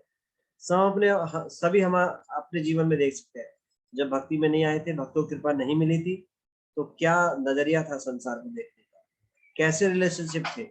हर एक के साथ ही झगड़ा होता था, जरा ऐसी बातों में बहस होना, झगड़े हो जाना। लेकिन जब भक्ति में आए तो पता चला कृष्ण जो है हमारे जीवन के केंद्र है। तो हमें इस बात का ज्ञान हो जाता है कि जो कुछ हो रहा है हमारे जीवन में कृष्ण की कृपा से ही हो रहा है, और वो भगवान की कृपा ही है। मेरे ही कर्मों का फल दिया जा रहा है, और फल देकर के उन बंधनों को काटा जा रहा है। इसलिए मुझे क्या करना चाहिए? भक्ति में गंभीर होना चाहिए, कृष्ण को प्रसन्न करने का प्रयास करना चाहिए। अलग अलग व्यक्तियों को प्रयास करने की अलग अलग से करने की आवश्यकता नहीं है। जब कृष्ण को प्रसन्न करेंगे तो बाकी सब अपने आप ही स्वतः ही प्रसन्न हो जाएंगे। क्यों? कृष्ण जो है रूट है, हर एक की जड़ है। तो जब जड़ में पानी देते हैं तो सारा जो पेड़ पौधा है स्वतः ही हरा भरा हो जाता है। इसी प्रकार से जब कृष्ण को संतुष्ट करेंगे तो सभी संतुष्ट हो जाएंगे, कोई नाराज नहीं रहेगा संसार में। देखिए कैसे होता है ऐसा, जो भी कुछ होता है हमारे साथ हम उसमें भगवान की कृपा को देख पाते हैं, और हमारे व्यवहार को देखकर दूसरे व्यक्ति भी समझते हैं, हाँ वास्तव में ये कोई विशेष बात है, हमें भी भक्त बनना चाहिए, तो वो भी सुधर जाता है। तो इस प्रकार से रिलेशनशिप जो है अच्छी होती चली जाती है, हमारे जीवन में आनंद आ जाता है, प्रेम भर जाता है। महाप्रभु ने कहा कि ईश्वर के साथ शाश्वत संबंध, उनके साथ संबंधों का आदान प्रदान तथा उनके लिए प्रेम की उपाधि, इन तीन बातों को छोड़कर वेदों में जो कुछ भी शिक्षा दी गई है वह व्यर्थ है और मनगढ़ंत है। क्या सत्य है? केवल यही, हमारा भगवान के साथ शाश्वत संबंध और उस संबंधों में आदान प्रदान करना, और उसका जो लक्ष्य है वो प्रेम। तो संबंध, अभिधेय, प्रयोजन, शास्त्रों के ज्ञान को तीन भागों में बांटा गया है। संबंध ज्ञान कि हम कौन है, भगवान कौन है, उनके साथ हमारी क्या रिलेशनशिप है। तो हम सभी भगवान के, हम सभी जीवात्माएं हैं, आत्मा है, भगवान परमात्मा है, भगवान पूर्ण पुरुषोत्तम भगवान जो है तो सद ऐश्वर्य पूर्ण है, और उनके साथ हमारा संबंध क्या है? भगवान परमपिता है, स्वामी है, हम उनके सेवक। अब आदान प्रदान किसके द्वारा किया जाता है? भक्ति के द्वारा, भगवान की प्रेममयी सेवा करना, पत्रम पुष्पम फलम तोयम, भगवान को पत्र चढ़ाया जाए, पुष्प चढ़ाया जाए, फल चढ़ाया जाए, हाँ, भगवान को 56 भोग लगाया जाए और भगवान को जल अर्पण किया जाए और भगवान की सेवा में लगा जाए।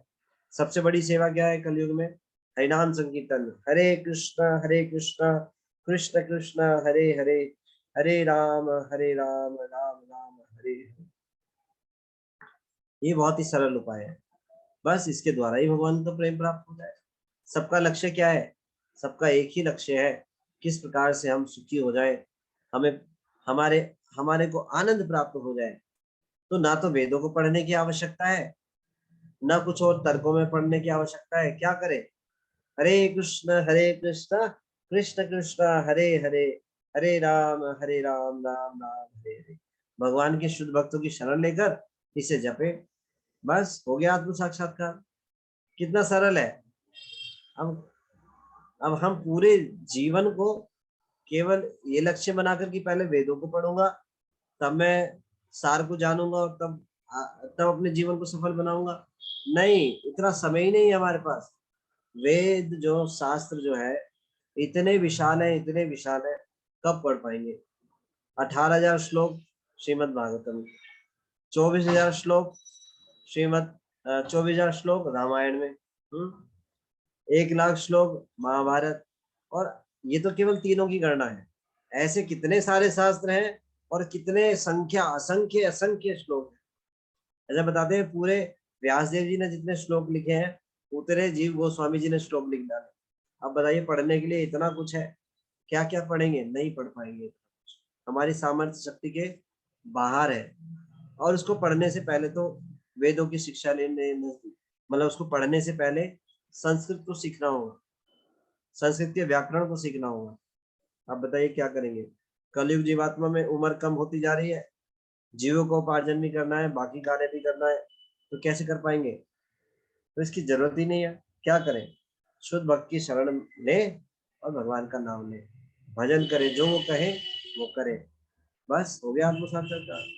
भगवान प्रसन्न हो जाएंगे और क्या करेंगे? बैंड बाजे के साथ आएंगे जीवन के अंत समय में और वापस ले जाएंगे जीवात्मा। हरे कृष्ण कृष्ण कृष्ण हरे हरे, हरे राम राम राम हरे। रुक्मणी देवी जी ने बहुत ही अद्भुत प्रार्थनाएं की, पूर्ण समर्पण के साथ।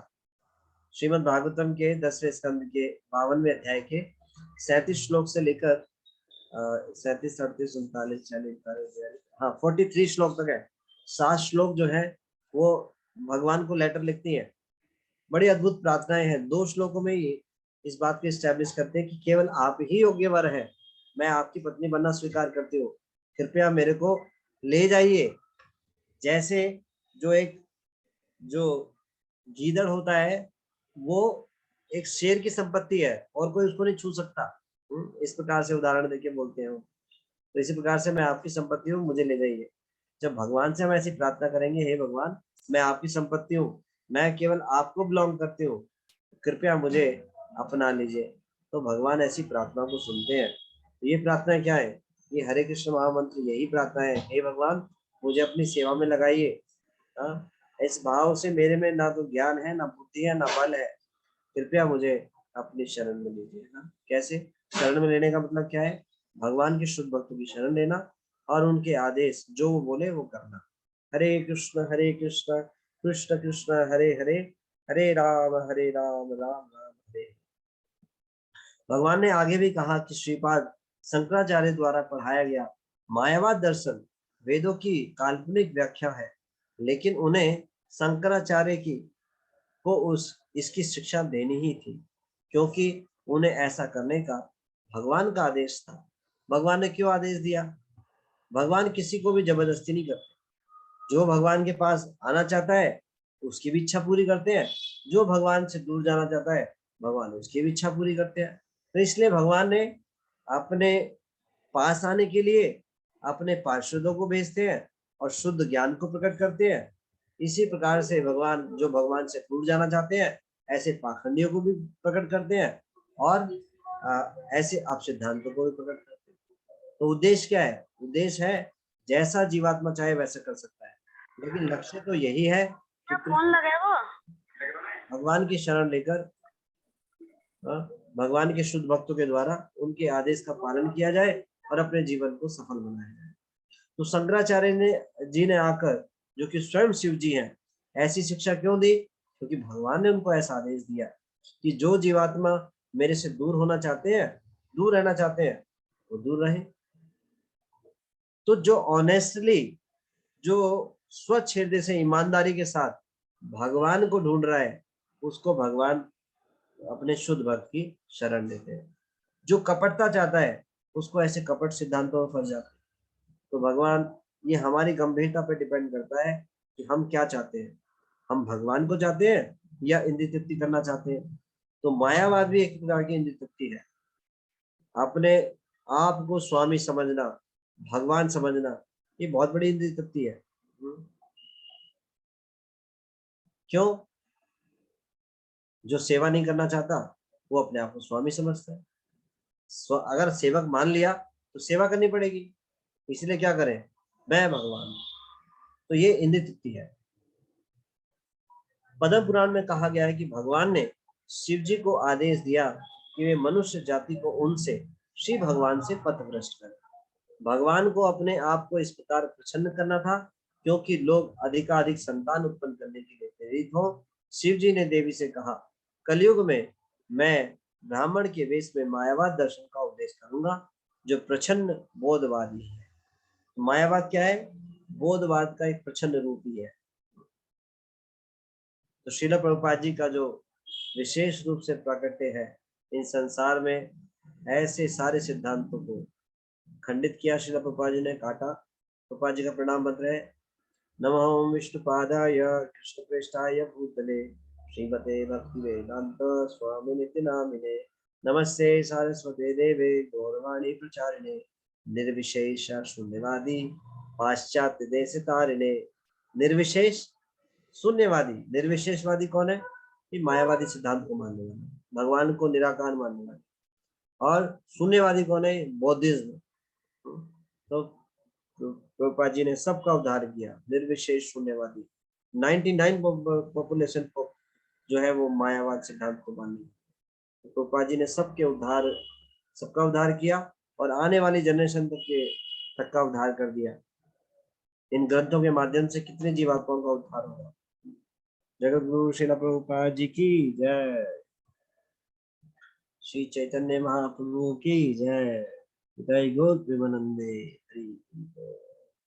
थैंक यू डिवोटीज, आप सब को बहुत बहुत धन्यवाद।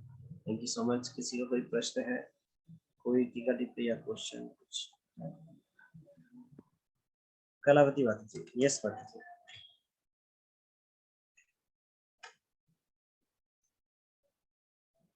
अच्छा, अनम्यूट। हरे कृष्ण प्रभु, धन्यवाद, प्रणाम। हरे कृष्ण माता जी, यस माता जी। Prabhu ji thank you so much इतने अच्छे से एक्सप्लेन करने के लिए। प्रभु जी, मेरा जो क्वेश्चन है, अगर कहीं त्रुटि हो तो क्षमा कीजिएगा प्रभु जी। प्रभु जी, जैसे यहाँ पे जो हमेशा हम लोग पढ़ते हैं आदि शंकराचार्य जो हैं, तो अभी जो 4 जोन में 4 शंकराचार्य है, वो भी मायावाद का ही प्रचार करते हैं क्या? हरे कृष्ण प्रभु जी। हाँ, शंकराचार्य, आदि शंकराचार्य इसलिए बोला जाता है कि उसके बाद उसी परंपरा में जो अन्य जो उस पद को, जो मठ के पद को ग्रहण करते हैं, तो वो भी शंकराचार्य कहलाते हैं। आदि शंकराचार्य का मतलब है पर्टिकुलरली उनको स्पेसिफिक करना।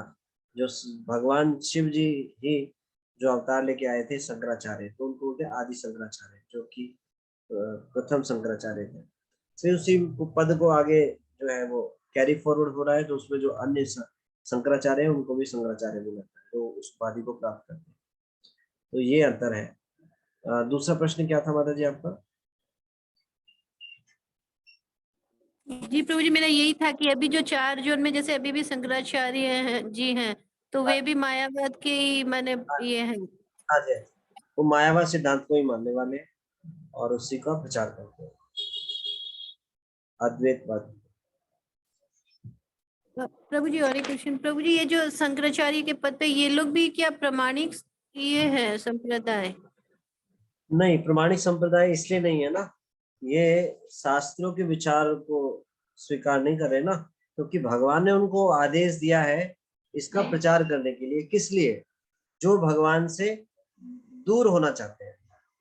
प्रमाणिक संप्रदाय का मतलब जो भगवान के पास लाते हैं, तो ये प्रमाणिक नहीं है। तो भगवान ने उनको आदेश दिया इस संदेश भेजने, प्रचार करने का। किस लिए? भगवान से दूर जाने के लिए। तो इसको रेकमेंड नहीं किया जाता प्रचार करने का, ये तो है ना एक प्रकार से दुष्प्रचार है। लेकिन ऐसा भगवान ने आदि शंकराचार्य को आदेश दिया, और उसको फिर आगे बढ़ाया जा रहा है ज्ञान। इस ज्ञान को बढ़ाने की आवश्यकता नहीं है, लेकिन भगवान की इच्छा से बढ़ रहा है। क्यों? क्योंकि जो लोग भगवान से दूर जाना चाहते हैं वो दूर जाए, जो भगवान के पास जाना चाहते हैं वो पास आए। तो दोनों के लिए भगवान ने इक्वल अपॉर्चुनिटी दी इस प्रकार से। ठीक है माता जी। लेकिन उसका प्रचार प्रसार नहीं किया जाना चाहिए, लेकिन हो रहा है कलयुग में। तो जो अब सिद्धांत है उनका बिना प्रचार करे ही प्रचार हो जाता है। तो इसलिए मायावाद का बोलबाला है, ज्यादा प्रचार है। लोग किसी को भी पूछते हैं और बोलते हैं किसी की भी पूजा करो एक ही समान है। तो ये मायावाद सिद्धांत, 99% पॉपुलेशन जो है मायावादी है। किसी को भी बोलो, बोलते हैं आकाश पतितम तोयम यथा गच्छन्ति सागरम, हाँ सर्वदेव नमस्कारम केशवम अधिगच्छति। अगर आकाश से पानी गिरता है तो क्या होता है? वो सागर में जाके मिल जाता है। इसका मतलब किसी भी देव की पूजा करो वो एक ही बात है, अल्टीमेटली केशव के पास ही जाएगा। गलत समझ रहे हैं। अल्टीमेटली जाएगा भगवान के पास ही, लेकिन हमारा भला नहीं होने वाला, हमारा नुकसान हो जाएगा। ये निराकार सिद्धांत लोग जानते हैं कि किसी की पूजा करो एक ही बात है, अल्टीमेटली तो वो उसी के पास जाएगा, भगवान के पास। लेकिन वो क्या है? वो परम सत्य क्या है? ज्योति है, निराकार है। इस प्रकार की धारणा होना तो ये गलत सिद्धांत है। जी Prabhu ji, thank you Prabhu ji. Prabhu ji paragraph के लास्ट में जो है ना, भगवान शिव जी को बोलते हैं कि ये मायावाद का प्रचार करे ताकि अधिक से अधिक संतानें उत्पन्न करे। तो ये लाइन क्यों दिया, अधिक से अधिक संतानें उत्पन्न करे, ऐसा कुछ स्पिरिट? अल्टीमेटली यही है कि भगवान के कोई उन्मुख होगा तो संसार में इंद्रिय तृप्ति नहीं करेगा, और भगवान से कोई बहिर्मुख होगा तो वो संसार में इंद्रिय तृप्ति करेगा। इंद्रिय तृप्ति चाहे संसार में भोग की करे, चाहे संसार में त्याग की करे। तो मायावाद सिद्धांत में आप देखेंगे कई बार ये जो जो सन्यासी भी होते हैं तो वो सब कुछ त्याग देते हैं, लेकिन क्या हो रही है? इंद्रिय तृप्ति हो रही है। मैं भगवान हूँ, मैं ही भगवान बन जाऊंगा, तो ये भी इंद्रिय तृप्ति है। और संतान उत्पन्न कर रहे हैं, वो भी इंद्रिय तृप्ति है। तो अल्टीमेटली यही है कि भगवान से बहिर्मुख रहेंगे और इस संसार में बार बार जन्म मृत्यु चक्र में घूमते रहेंगे। इसका ये अर्थ है। हरे कृष्ण प्रभु जी, दंडवत प्रणाम। प्रभु जी सॉरी प्रभु जी, लेकिन मुझे ये अभी भी नहीं समझ आया जो संतानने वाले कि भगवान क्यों बोल रहे हैं कि अधिक से अधिक संतान। सॉरी प्रभु जी। संतान का मतलब ये है कि इंद्रिय तृप्ति में लगे रहेंगे। जब भगवान की सेवा करेंगे तो इंद्रिय तृप्ति नहीं करेंगे। अब जब भगवान की सेवा में नहीं लगेंगे तो क्या करेंगे? इंद्रिय तृप्ति करेंगे। भगवान की सेवा में लग गए तो इंद्रिय तृप्ति नहीं करेंगे। तो इस प्रकार से विमुख रहेंगे। ऐसे अब सिद्धांतों के कारण बार बार इस संसार में आएंगे और यही करते रहेंगे, जन्म मृत्यु जरा आहार निद्रा भय मृत्यु। और क्या करेंगे? ये कहने का मतलब। ठीक है माता जी, अब समझ में आया? जी जी प्रभु जी, हरे कृष्ण प्रभु जी। भगवान को जान लिया तो भगवान की सेवा में लगेंगे, संसार की इंद्रिय तृप्ति नहीं करेंगे। संतान उत्पत्ति करने का मतलब है इंद्रिय तृप्ति। तो संसार की इंद्रिय तृप्ति करते रहेंगे लोग जो भगवान को नहीं जान पाएंगे।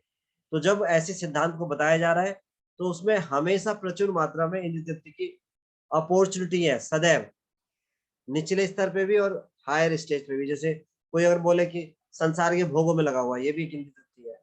और अपने आप को भगवान मान रहा है, ये भी एक इंद्रिय तृप्ति है। सेवा नहीं है ना, ये अपनी इंद्रिय तृप्ति है कि मैं ही भगवान हो गया, इस प्रकार से। ठीक है माता जी?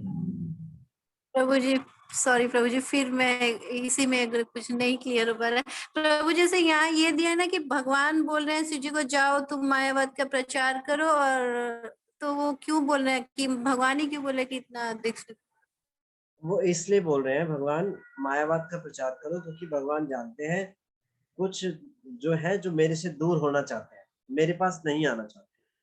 तो भगवान ऐसे लोगों को भ्रमित करने के लिए आदेश देते हैं शिव जी को कि इस प्रकार के सिद्धांतों को बताइए जिससे कि वो मेरे से दूर ही रहे। जब भगवान से दूर रहेंगे तो क्या करेंगे, इंद्रिय तृप्ति करेंगे। तो अगर कोई भगवान की सेवा में नहीं लगा हुआ है और ऐसे सिद्धांत का पालन भी करे तो क्या होगा, वो पुनः सामाजिक दृष्टि में पतन हो जाएगा। मान लो आध्यात्मिक जीवन में है और मायावाद सिद्धांत को मानने वाले हैं, भगवान निराकार है, इस बात को स्वीकार करते हैं और इसी के अनुसार तपस्या ज्ञान अर्जित कर रहे हैं। क्या होगा, इस संसार से मुक्त होकर भगवान की ब्रह्म ज्योति में मुक्त हो चले जाएंगे। लेकिन वहां पे सदैव नहीं रहेंगे, वहां से फिर दोबारा इस संसार में गिर पड़ेंगे। फिर क्या करेंगे, फिर वही नित्य करेंगे। तो कहने का मतलब है जो जन्म मृत्यु जरा व्याधि चक्र है वो निरंतर चलता रहेगा। कब तक चलता रहेगा, जब तक भगवान की शरण नहीं लेंगे। तो जब ऐसा सिद्धांत बताएंगे तभी तो ऐसा होगा। तो संसार में ऐसा सिद्धांत दिया है किस लिए, ऐसे लोगों के लिए जो भगवान की शरण में नहीं जाना चाहते। तो ऐसे सिद्धांत को सुनेंगे और भ्रमित रहेंगे, ये मतलब है। अभी क्लियर हुआ माता जी? थैंक यू प्रभु जी। हरे कृष्णा प्रभु जी। धन्यवाद। क्लियर हो गया ना? आप अभी ऐसा सोचे कि तीसरी बार बोलो तो ऐसा तो नहीं है? अब क्लियर हुआ। हो गया, ओके, ठीक है। और किसी कोई प्रश्न है? नागा मठ वाली हो रहा।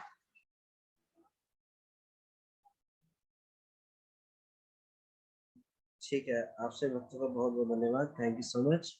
यहीं पे विराम देते हैं। जय गुरु श्रील प्रभुपाद जी की जय। जय Gaur Premanand. Thank you. Thank you so much, Prabhu. Prabhu ji प्रणाम। Thank you. कृष्णा प्रभु जी दंडवत प्रणाम। अभी 10 का बस चला जाएगा, एक साथ पढ़िएगा। प्रभु जी चलाने वाले हैं। Thank you so much, Prabhu ji. Hare Krishna. Thank you so much, Hare Prabhu ji. Krishna Prabhu जी। धन्यवाद प्रणाम। हरे कृष्णा प्रभु जी। हरे कृष्णा। प्रभु जी मैं आपको हैंड ओवर कर रहा हूँ। Thank you.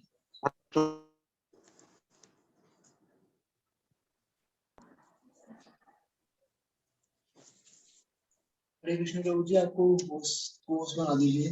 Ji Prabhu ji.